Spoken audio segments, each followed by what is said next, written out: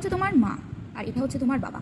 আমাদের মধ্যে অনেকেরই কনফিউশন হয় যে গ্র্যান্ডফাদার এবং গ্র্যান্ডমাদার, এখানেও গ্র্যান্ডফাদার দেখতে পাচ্ছ, এখানেও গ্র্যান্ডমাদার দেখতে পাচ্ছ। তো গ্র্যান্ডফাদার এবং গ্র্যান্ডমাদারের মধ্যে কোনটা বাবার তরফের মা বাবা আর কোনটা মায়ের তরফের মা বাবা, এইটা আমরা বোঝবার জন্য প্রথমে আমাদেরকে জানতে হবে মায়ের তরফের যারা আছে তাদেরকে আমরা কি বলবো, ম্যাটারনাল, এবং বাবার তরফে যারা আছে তাদেরকে আমরা কি বলবো, প্যাটার্নাল। তো প্রথমেই বলছি, মায়ের যদি বাবা হয় তাহলে আমরা তাকে গ্র্যান্ডফাদার তো বলবো, কিন্তু তাকে কি বলবো, ম্যাটারনাল গ্র্যান্ডফাদার। এবং যদি বাবার তরফে বাবার বাবা হয় তাহলে আমরা তাকে গ্র্যান্ডফাদার তো বলবো, কিন্তু তাদেরকে কি বলবো, প্যাটার্নাল গ্র্যান্ডফাদার। তাহলে যদি মায়ের মা হয় আমরা কি বলবো, ম্যাটার্নাল মাদার, এবং বাবার মা যদি হয় তাহলে কি বলবো, প্যাটার্নাল গ্র্যান্ডমাদার।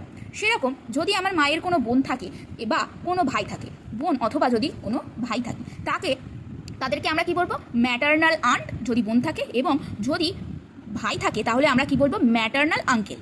তেমনই বাবার তরফের যদি বাবার কোনো বোন অথবা ভাই থাকে তাদেরকে আমরা কি বলবো, প্যাটার্নাল আন্ট। বাবার কোনো বোনকে বলবো, বাবার যদি বোন থাকে তাহলে আমরা বলবো প্যাটার্নাল আন্ট, এবং যদি বাবার কোনো ভাই থাকে তাহলে তাকে বলবো প্যাটার্নাল আঙ্কেল। আশা করি তোমাদের এই কনফিউশনটা চলে গেছে।